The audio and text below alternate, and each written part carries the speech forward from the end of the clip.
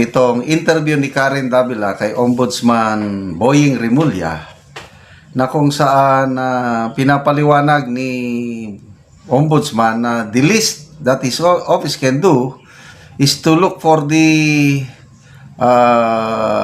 liability ni Martin Romualdez, yung sin of omission. So, sin of omission parang hindi lang niya nakita kasi sinasabi ni Romualdez, so hindi daw siya member sa BICAM, wala siyang alam doon, hindi niya nabasa, nakapirma lang siya. Hugas kamay ba? Sin of omission, yun daw ang tinitignan. Then, mamaya nanawagan siya ng tulong ng taong bayan. Nagmamakaawa siya, tulungan nyo kami.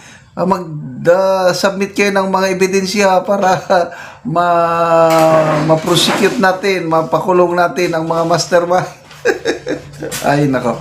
Ang galing ng pagka-interview ni Karen Davila. Saludo tayo dito sa matapang na journalist na ito. The Zaldico situation, but the ombudsman is also tasked to investigate even sins of omission, right? When Yes, of course. government officials. Yes, What happens to former Speaker Martin Romualdez? I mean, clearly, they floated even the possibility of him becoming state witness, which was quite surprising in social media. But at some point, he just said, wala akong alam dyan. Hindi ako umupo sa BICAM. Will the ombudsman act on anything related to the former speaker, given that he was in charge in the 19th Congress when all of these insertions were made?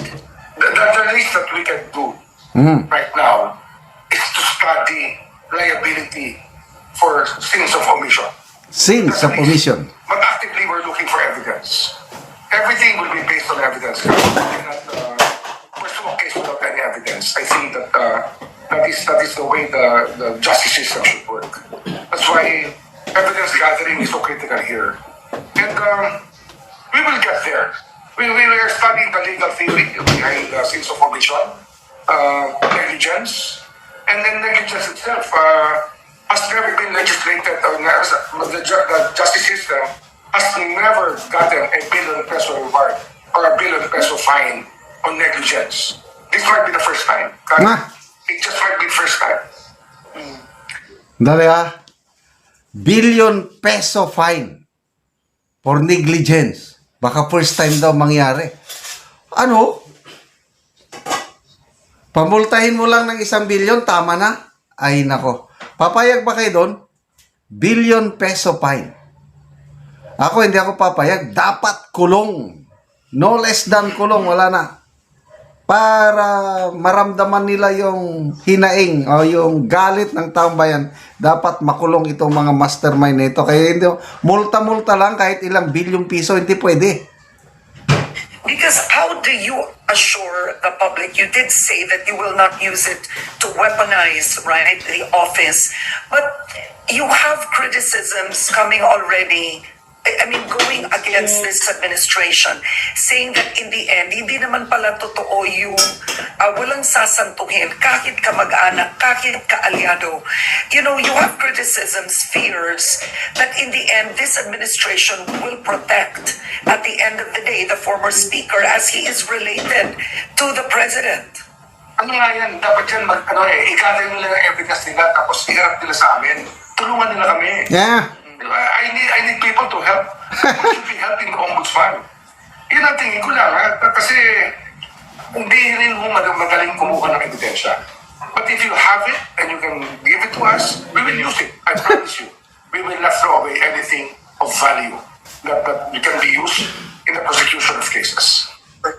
Sino ba ang nagpapapers? So, yun.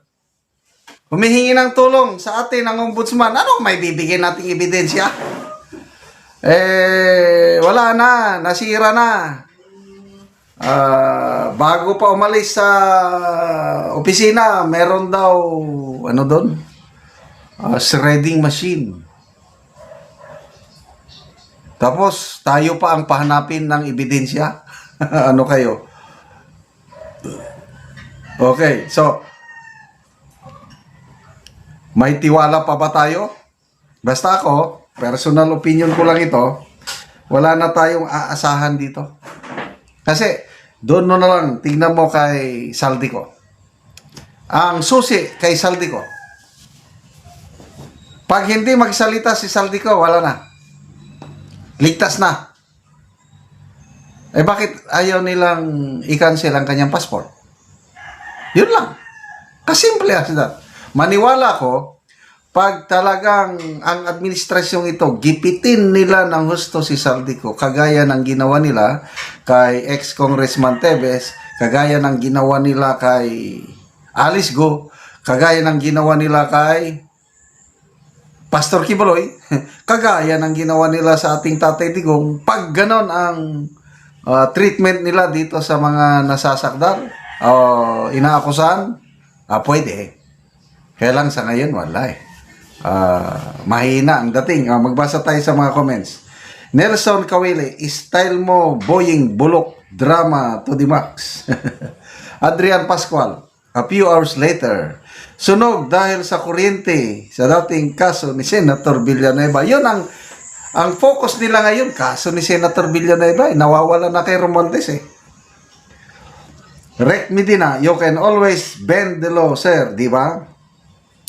Lloyd Manansala, you can bend the law to please Martin Romualdez. Yes, sir. Sarah Joy, ha? Sin of omission. Wow. Napakababa po yan, yung sin of omission. Jacob Saminik, it's not sins of omission, it's clear masterminding the sins. But you acted as defender lawyer for him, looking for a smaller issue or liability instead of culpable violation. Roel Recamadas, the evidence is clear. The clearance for those certain individuals are being present. What more does the ombudsman have to clarify that these certain individuals face trials? Okay. Kay Marquez, the witness already mentioned those names. The NEP, the GAA, who signed appears on it. What else are you looking for? Yun na nga. Klaro na. Pumirma sila eh. Tapos, wala daw, hindi daw niya alam. Omission lang daw. Interview ni Lucy Cruz Valdez kay Ombudsman Remulla, October 24, 2025, kahapon. Nako, nakakagulat. Ombudsman na ito, sabi niya, tax avoidance is legal. Halos hindi ako makapaniwala. Para bang bending the law. Is it okay, secretary? Yes, sir. Bend the law. Ngayon ito na tax avoidance. Pakinggan natin ha. Halos hindi rin makapaniwala si Miss Lucy Cruz Valdez. Paano masabi? There's tax evasion and tax avoidance. Tax evasion is legal. Oh. And bend the law is not breaking the law. Tax evasion is And tax legal. avoidance. Parang may naamoy ako hindi maganda. It's legal. Tax avoidance is legal. Umamatay ako. Tax avoidance is legal. Paano masabi? There's tax evasion and tax avoidance. Tax evasion is legal. And bend the law is not breaking the law. Tax evasion is And tax legal. avoidance. Parang may naamoy ako hindi maganda. It's legal. Tax avoidance is legal. Umamatay ako doon. Bend the law. Paano masabi? There's tax evasion and tax avoidance. Tax evasion is legal. Oh, di ba klaro? Tax avoidance is legal. It's not breaking the law. Tax evasion is And tax legal. avoidance. Parang may naamoy ako hindi maganda. It's legal. Tax avoidance is legal. Umamatay ako doon. Tax avoidance is legal. Bending the law is not breaking the law. Ayan, napanood ko sa programa ng Net25 si Senator Marcoleta, pinag-usapan na yan, yung bending the law is not breaking the law daw. Hindi sangayon si Senator Marcoleta. Ito ang kaibahan kasi puro sila abogado, ano? Puro sila abogado. Si Senator Marcoleta, bago siya pumasok sa politika, matagal ang kanyang practice, court litigation talaga. Iba yung abogado ka na, I don't know kung si Boying nakahawak ba talaga ng kaso, kung nakipagdebate ba siya sa korte. Ako, nakasaksi ako ng yung mga balitaktakan ng mga abogado sa loob ng korte. Doon mo makikita yung galing ng and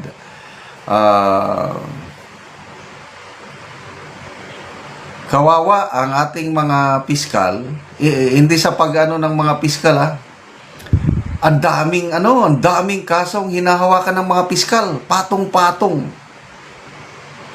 Sa dami ng kumpara dito sa mga abogado, sa mga law firms, of course, nagbabayad ng nagbabayad ng maganda yung mga kliyente nila. Well prepared itong mga super galing ang mga abogado, basta sa mga law firm na mga matitigas sa galing ng abogado talagang madidismiss ang kaso. Ang daming anggulo kasi na pwede nilang So, yun. Between Senator Attorney Marcoleta and Attorney Ombudsman Boying Rimulya, sabi ni Boying, bending the law is not breaking the law. Sabi ni Senator Marcoleta, parehas lang yan. If you bend the law, you have broken the law. Ganon din. Hindi ako abogado. Common sense. Why bend the law? Do not bend it. It's the law. It's the law. Dito naman tayo sa buwis. Tax evasion, tax avoidance. Avoid. Di ba parehas lang yun? Magkaiba daw, sabi ni Boying. Ang legal daw, sabi niya, tax avoidance. So, paano yun? Ito, konting kwento lang, tunay na pangyari. Hindi ko lang banggitin ang mga pangalan. May dalawa akong kaibigan. Una, negosyo niya tungkol sa pagkain. Mayroong, of course, kung tax BIR. Mayroong kumakausap sa kanya na taga-BIR na ganito. Kaibigan niya na yung taga-BIR. Para konti lang bayaran mo, ganito ang gawin natin. So, makakatipid ka. Dahil nakatipid ka, sa natipid mo, bigyan mo ako. Ganon. Itong kaibigan ko, committed Christians. Ayaw niya ng, he wants honesty. So sabi niya sa kaibigan niya, huwag. Kung ano ang dapat kong bayaran ko. Para sa gobyerno.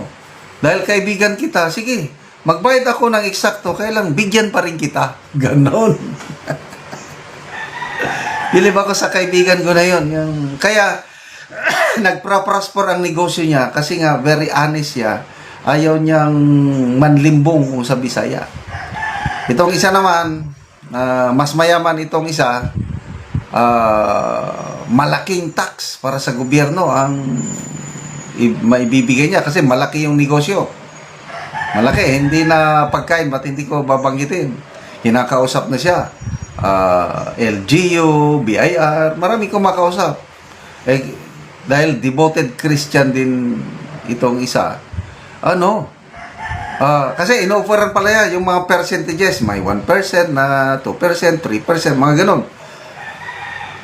Kinakausap siya nitong mga nagano ng boys nga, dito na lang sa 1% ang computation natin. Kaya lang, dahil nakatipid ka, bigyan mo kami. Hindi pumayag yung negosyante. No. Kung ano ang nakalagay sa batas, if it is 3%, compute it on 3%. That's what I want. Gusto kong magbayad ng eksaktong buwis. Walang nagawa yung kumukolekta ng buwis.